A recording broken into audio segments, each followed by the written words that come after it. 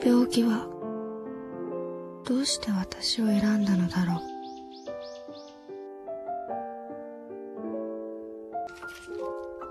将来を想像するとまた別の涙が流れる。Definitivamente não é fácil viver com uma doença, seja ela física ou mental, mas é impossível não se emocionar com a história de alguém que viveu intensamente e deu tudo de si para continuar vivendo. Que em nenhum momento colocou a culpa em algo ou alguém por isso ter acontecido. Olá, eu sou a Meide e hoje eu vou apresentar para vocês a história da Aya, uma menina que viveu até os seus 15 anos de forma natural e normal, até que ela começou a ter uns sinais de que o corpo dela não estava se portando do jeito que deveria.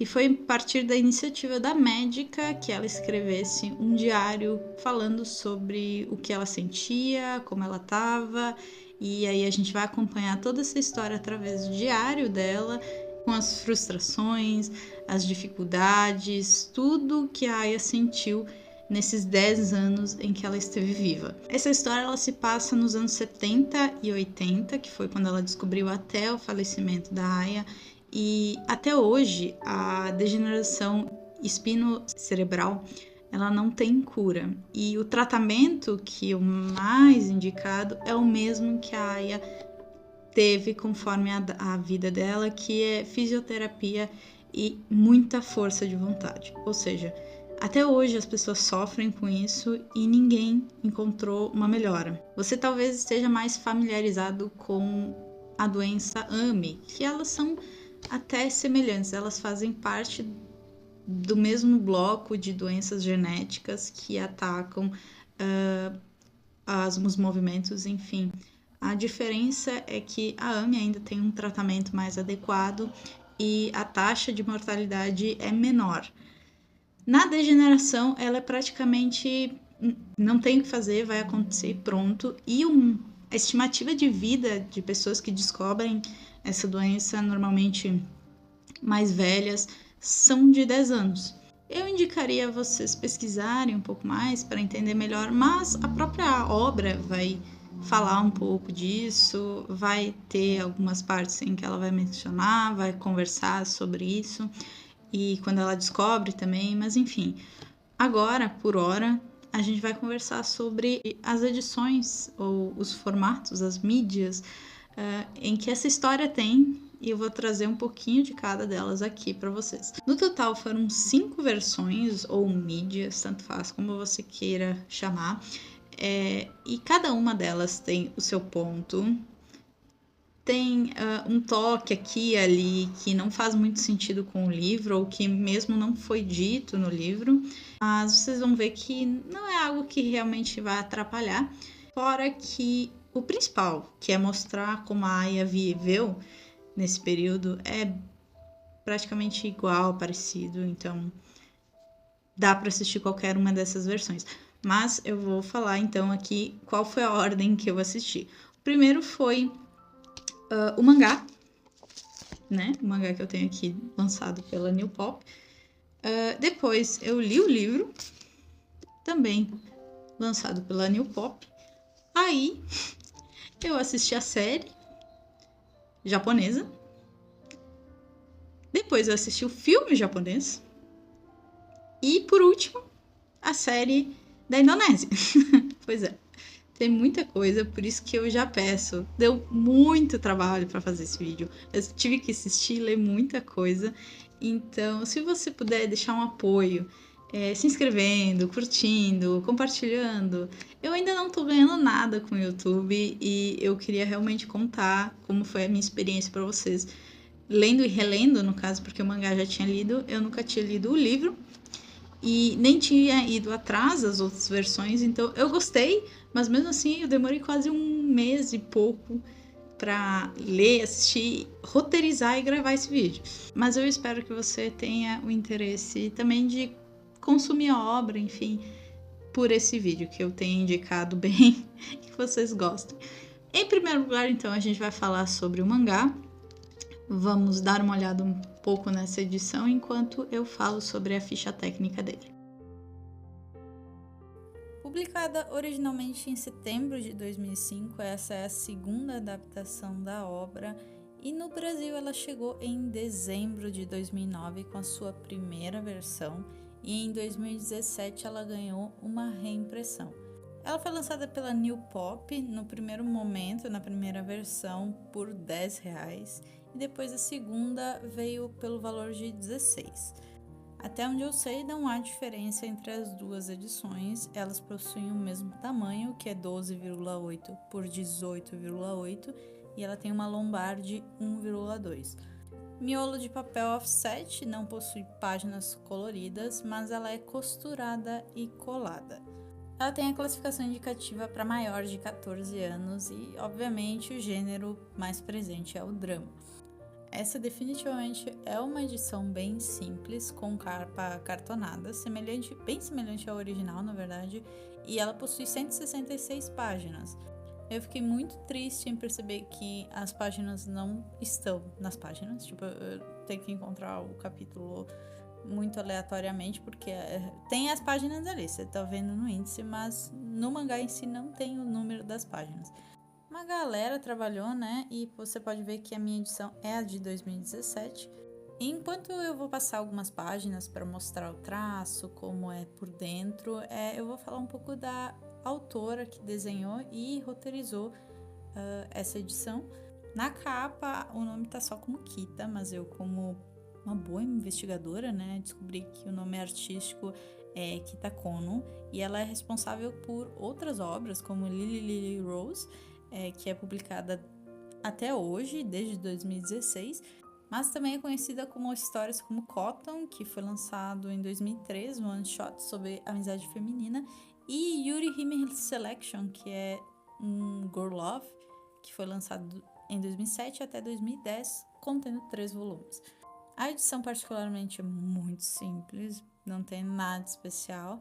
Ela cumpre o seu papel, apesar do valor que hoje em dia, né, até é aceitável, e até é um volume relativamente fácil de achar. Aqui a gente tem a última página, que é o aviso de leitura, como sempre. Particularmente, eu acho que essa é a segunda pior versão dessa história. Não que ela seja tão ruim, mas é que realmente ela não desenvolve muito bem os personagens, fora que ela corta metade da história, porque aqui ela só vai falar sobre os 2 primeiros anos que a Aya frequentou a escola em que ela estava estudando antes. Então, muita coisa deixa de ser envolvente, porque apesar do livro ser da Aya, né, o livro contar sobre ela, a Aya gosta muito de falar de outras pessoas, que as pessoas fizeram alguma coisa por ela, e esse envolvimento com as pessoas no mangá é muito ruim. Por mais que eu goste muito de ler mangá, aqui eu senti que realmente ficou como qualquer coisa, fora os personagens tipo a Sachi e o Ishikawa, que são personagens mais recorrentes no mangá, nessa edição, eles são personagens inventados, entendeu? Então a interação que ela tem com outros personagens que deveria ter na vida real são de personagens que não existem. Apesar de que eu não tenho muita certeza se eles não existem. Porque a Aya no livro, ela normalmente censura os nomes. Elas chamam de S, W, O, D, Y. Ela não dá os nomes reais das pessoas, com exceção de alguns professores, da doutora, nomes muito pontuais e que provavelmente isso seja um termo legal, da família não ter conseguido conversar com as pessoas, disponibilizar o nome delas, dizer que elas, porque afinal de contas são pessoas reais, então você meio que tipo precisa pedir autorização para colocar o nome delas nos livros, porque tá falando delas, né? Provavelmente seja esse o caso. Eu tenho quase certeza de que essas pessoas não existem, porque se ela não deixou botar esses nomes, né, e nem mencionou qualquer coisa parecida que tenha acontecido no mangá, tipo, as coisas que acontecem no mangá não acontecem no livro.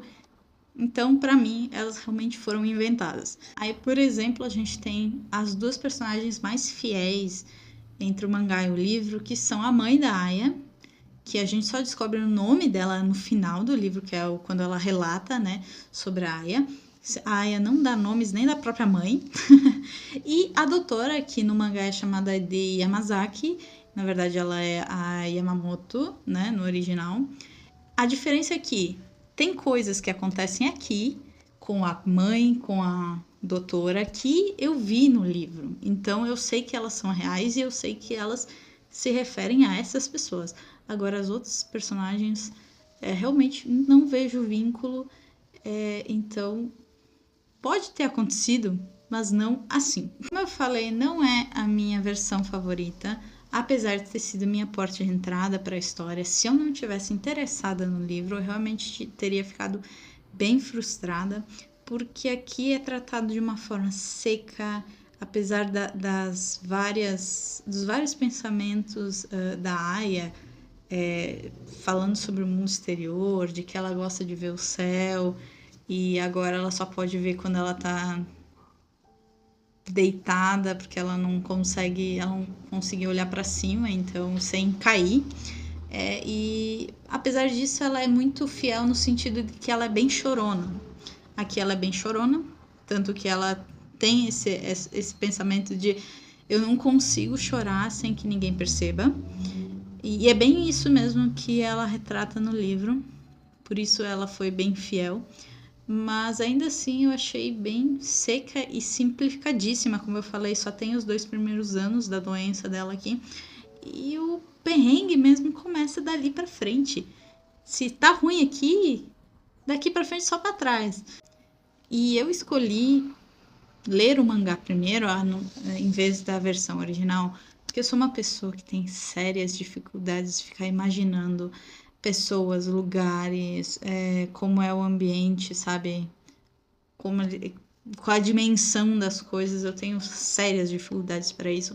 Por isso que eu sempre pego a versão visual de qualquer obra antes de ler ela, porque eu tenho essa dificuldade, infelizmente. Porém, felizmente o livro ele não exige muito de detalhes, ela fala muito pouco. Na verdade, realmente são pensamentos da Aya, então tipo, não tem como você imaginar pensamentos. Você só absorve esses sentimentos que te deixam muito assim, quentinha, e ao mesmo tempo te detonam. Mas enfim, por isso que é hora da gente falar sobre o livro, então, pela ficha técnica primeiro. Lançada originalmente em 1986, essa edição chegou no Brasil só em 2013 pela New Pop também. Diferente do mangá, ela possui um subtítulo um pouco grande, eu diria, Diário da Garota Aya e sua luta contra a doença incurável. E como em todas as outras versões, a gente tem a Aya Kito como autora principal. Aqui aconteceu um desastre. Porque eu acabei levando esse livro pra praia, felizmente ele não ficou muito marcado, só eu que sei mesmo, ele ficou talvez um pouco torto. Ele acabou ganhando uma bênção, né, de Iemanjá, aconteceu um acidente, e ele molhou um pouquinho do canto, pode não ser tão visível, mas ele ficou realmente um pouquinho torto e meio esverdeado ali no canto, mas nada que atrapalhou a minha leitura, só fiquei um pouco triste mesmo. Esse livro possui 198 páginas e o preço de capa ficou de R$ 29,90. Um tantinho absurdo para a época? Sim. Pelo menos ele também é costurado e colado, assim como o mangá, só que a diferença de ser uma capa cartão com orelhas, que eu já vou mostrar ali. Ali eu tô tentando mostrar um pouco do que aconteceu, né? Aqui na orelhinha, então, tem algumas informações. É uma edição também muito simples. E o meu celular, ele simplesmente não gosta de focar as coisas. Não sei se vocês perceberam. Essa edição possui 4 páginas que não são de Off-White. Off-White para leitura ficou muito bom. Agradeço. E nessas 4 páginas, que eu imagino que seja papel couché, porque a impressão ficou boa, né?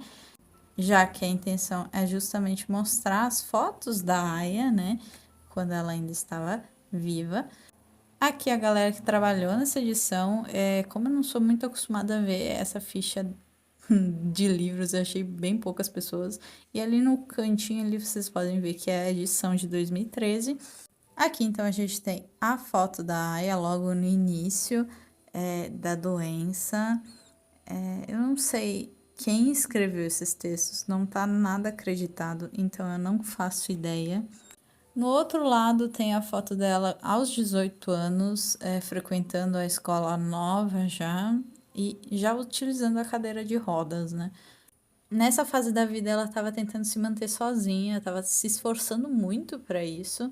Em compensação, nessa aqui, onde ela estava com 23 anos, ela já estava bem debilitada e ela estava usando a placa para conseguir se comunicar. E na próxima página, por último, a gente tem a foto dos 46, quer dizer, uma pequena parte dos 46 volumes que a escreveu. Eu ia falar mais pra frente, mas você pode ver que ali na legenda tá os 14 aos 20, porque a partir dos 21 ela teve realmente muita dificuldade para escrever, escrevia muito pouco. No índice a gente pode ver que apesar de ser uma obra bem curta, ela tem muitos capítulos porque ela é dividida entre os anos que a escreveu, né? E eu já vou adiantar que muitos dos nomes dos capítulos não fazem muito sentido, tá? Porque ele é dividido em subtópicos mesmo, e às vezes não faz muito sentido, mas ainda assim a leitura é muito boa. Uma coisa que eu achei bem estranha é como o livro foi configurado. Tipo, meio que faltando uma parte. Já vou mostrar. Ó, o capítulo 1, né? E aí o capítulo começa lá embaixo. Todos os capítulos são assim, ó. Não entendi também. Não sei se foi proposital, não sei se foi sem querer. Eu também não entrei em contato e não conheço ninguém que tenha lido a novel. Para saber se é assim mesmo. Olha que tristeza. Então, por isso que eu tô convidando vocês a lerem. Provavelmente a parte que mais me chocou, a parte mais emocionante é o final, onde tem relatos tanto da mãe quanto da médica que cuidou da Aya, que elas relatam algumas coisas que nem a Aya falou, e é muito divertido. E a edição brasileira teve o carinho de colocar esse capítulo extra falando sobre a doença em 2013, mas já adianto que não teve muitas mudanças, é realmente isso que acontece hoje em dia também. Eu grifei muita coisa. Também é uma edição muito simples, mas eu tô satisfeita com ela em geral. Falando um pouco do livro, do que eu achei, eu adorei esse livro. Ele não exigiu da minha cabecinha ficar lembrando dos nomes das pessoas, onde é que ela estava, qual ambiente ela estava. Mas em compensação, meu psicológico ficou abaladíssimo. Como eu havia mencionado então na parte do mangá, esse livro ele fala muito sobre o interior da Aya, sobre o que ela sentia. Eu grifei várias coisas que eu realmente não faço. Eu não tenho necessidade de grifar coisas, mas aqui eu agora eu entendi a necessidade. Eu realmente entendi. Eu fui grifando quando eu vi, meu Deus, cada página. Se deixasse por mim, eu tinha grifado cada página uma coisa, porque realmente a Aya tem o dom de te botar para cima e te abraçar por meio de palavras que é absurdo. Mas eu também grifei algumas coisas, tipo, qual era a visão de mundo dela, porque, por exemplo, foi uma excursão da escola em que eles foram para o museu da bomba atômica, e como a história se passa nos anos 70, 80, você vê que a noção deles é muito limitada das coisas. Ela se pergunta como é que era a doença da radiação. Ela não sabia nada disso. E pensar nisso é muito absurdo hoje, né? Porque a gente tem noção quase que total dessa parte. Fora isso, tirando essa parte datada, realmente datada, é uma história que parece muito recente. Principalmente se você pensar, o mangá foi feito lá em 2005. Você não vai dizer que o mangá é de 2005, e muito menos que esse livro é de nos anos 80. Então, realmente é uma história que não tem tempo, ela pode ser lida em qualquer minuto. Outra coisa que eu também mencionei é que cada edição tem as suas diferenças, mas a única diferença que o resto das outras versões têm em comum é que a Aya tem 4 irmãos e não 3, como você vê em qualquer outra das mídias. Eu não sei se é algo referente ao irmão dela. Eu não sei qual dos 2 irmãos, porque tem a Aya, aí vem a Ako, né? O original é a Ako. E aí vem 2 irmãos do meio e a última que é a Rika. Então, só essas 2, com a Aya, né? Elas têm nome. O resto, os outros 2, a gente não sabe. Então, eu não sei qual dos 2 irmãos é que não tem esse vínculo com a família. Ele se distanciou. No final, aqui no prólogo, fala que um dos irmãos dela, se distanciou e quase não fala com a família, inclusive quase na morte dela. Então, provavelmente por isso que ele não ganha tanta... Ele não tem uma pessoa ali sendo ele. E eu acredito que eles meio que juntaram os 2, assim, como se fosse um só.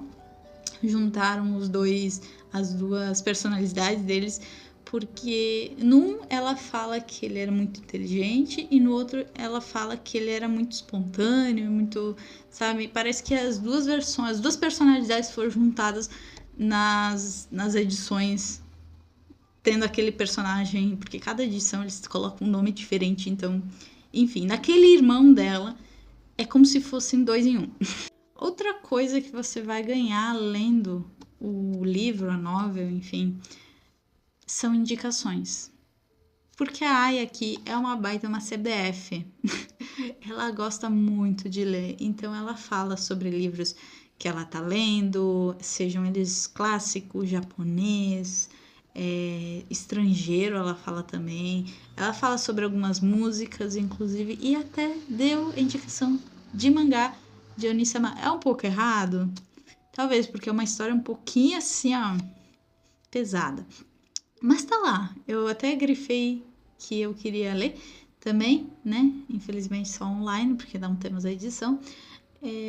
Mas eu botei lá que eu queria ler essa porcaria porque eu achei muito interessante. Eu adoro história problemática. Não sei se vocês sabem, mas eu não sei se é a compilação real, tipo, total da obra, porque ao todo a Aya escreveu 46 cadernos durante praticamente 5, 6 anos, porque nos últimos anos ela realmente não conseguia escrever e ela praticamente usava uma folha para escrever poucas frases. Então, pode ser que esses 46 volumes tenham poucas coisas escritas no final, assim, por isso que deu um volume absurdo.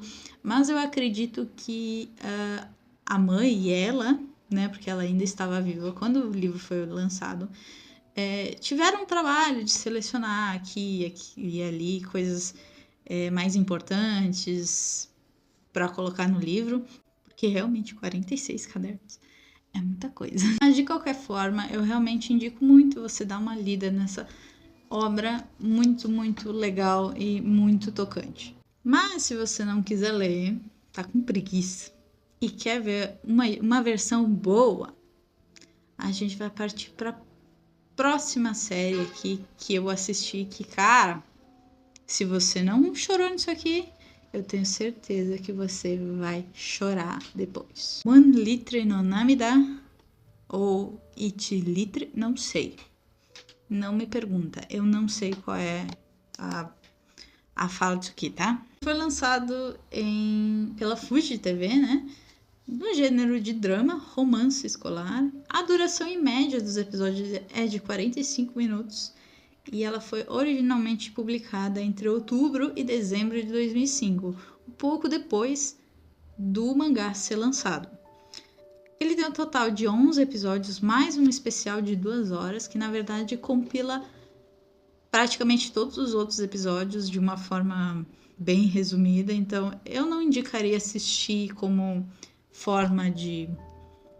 vou assistir rápido, então vou assistir esse compilado de 2 horas. Eu realmente assistiria a série inteira. E foi o que eu fiz. Eu fui passando as partes em que eu já tinha assistido e assisti só as partes que me interessava, que era a história deles dos personagens restantes. E a gente vai ver o futuro um pouco deles, né? Essa série, ela tá disponível no YouTube, com uma qualidade mais ou menos, mas, pô, tem que lembrar que ela é em 2005, então não vai ter 4K, entendeu? 360 tá ótimo. Essa versão aqui, eu vou ser obrigada a dizer que se você não largou uma lagriminha sequer, você tem que procurar um doutorzinho, porque você tem algum problema nesse seu coraçãozinho. Porque eu não sou assim tanto de chorar, mas a cada episódio eu me derretia um pouco mais. O negócio, ai, eu tô com vontade de chorar só de lembrar. Por mais que a série deu uma viajada, no sentido de que ela inventa algumas coisas, tipo, o pai da Aya ser dono de uma loja de tofu e ser extremamente presente, o que ele não é. Ele não é. Eu até achava que ela não tinha pai na metade do livro. Eu pensei, será que eles se separaram? Porque não é possível. Esse cara nunca tá em casa. A verdade é que essa família, sei lá, a química que os atores têm entre si é tão boa que você se sente parte da família, você se sente abraçado. E não é por falta de amor da minha família, é porque realmente é sem igual, é muito emocionante. Inclusive, eu não sou muito de dorama, sinceramente. Caguei. Mas eu gostei muito dos atores, realmente. A maioria deles, com exceção de um aqui, um lá. Mas é normal, sempre tem um ruinzinho. Mas como eu falei, a química entre eles é tão boa. Em especial a Sawajiri Erika, que interpretou a Aya. Cara, eu realmente estava quase acreditando que ela estava tendo a doença, porque estava muito bom. Fiquei muito triste quando eu fui pesquisar para fazer esse roteiro e descobri que ela tinha sido presa em 2019 por porte de drogas. Ela pagou fiança em dezembro do mesmo ano, ela foi solta e sumiu. Ela tinha potencial para estar fazendo outras coisas, e realmente ela fez muita coisa, mas infelizmente desperdiçado por drogas. E sabe o que me deixa mais puta da cara? É que ela viveu esse personagem. Ela sabe mais do que qualquer outra pessoa o quanto a Aya teve muita dificuldade para viver e ela simplesmente se jogou nas drogas. Mesmo assim, como eu falei, essa é a minha versão favorita, apesar das diferenças dos fatos. A história base está lá e ela mostra muito bem como a Aya era prestativa, ela tinha vontade de viver e ela era muito, muito guerreira. E mais ou menos o que a gente vai ver na próxima versão em que eu assisti. Ichi Rito no Namida é a versão do filme, a primeira adaptação feita em 2005. Essa aqui é a primeiríssima. Ela tem a produção de Goto Yoshiyuki e Yamamoto Fumio. Não sei quem são, mas tava lá escrito. O gênero em geral é drama e o filme tem 98 minutos. Pela fama da série, que veio um pouquinho depois, eu achei um pouco difícil achar esse filme em boa qualidade, pelo menos. Até encontrei uma, mas estava com a legenda em inglês, acabei assistindo aquela mesmo, porque esse filme, essa versão é muito, muito parecida com o mangá. Eu acho, não tenho certeza, que o mangá se inspirou nessa versão para criar as coisas em que o quadrinho apresenta que não existem. Porém, ao contrário do mangá, o filme vai até o final da vida da Aya e, para mim, foi o mais fiel até agora. Ele realmente retratou as dificuldades que a Aya teve na escola nova. Inclusive, até falou sobre a moça dos doces, em que ela ia, depois da aula, esperar a mãe dela chegar. Um pouquinho diferente, mas tava lá. Pelo menos foi mencionada. E a coisa mais importante de ter sido adaptada, que eu achei, porque o que dá a entender é que quando ela vai para a escola nova, as coisas iam melhorar muito. E não é verdade, porque ela no livro ela tem muito trabalho, porque ela não consegue nem não consegue se adaptar à escola, porque a escola tem tempo, tem os times, né? Você tem que arrumar o seu quarto, você não sei o quê. Não é como se fosse um hotel, né? Em que as pessoas têm que fazer por você. Não, elas te dão um tempo a mais para fazer, mas ainda assim para a Aya era muito pouco, porque ela realmente tinha muita dificuldade. Ela era uma das mais debilitadas dentro da escola. E apesar de terem pessoas que se importavam com ela, como a que cuidava do dormitório dela, se importava com ela e tudo mais, meio que foi trazida para professora que era um pouco mais rígida e tudo mais, mas a maioria das pessoas meio que exigiam mais dela, e aí acabou de que deu a entender que na própria escola nova ela era um incômodo tanto para os colegas quanto para os professores. Então, tipo assim, realmente até lá, onde seria o lugar ideal para ela estudar, ela não era tão bem aceita.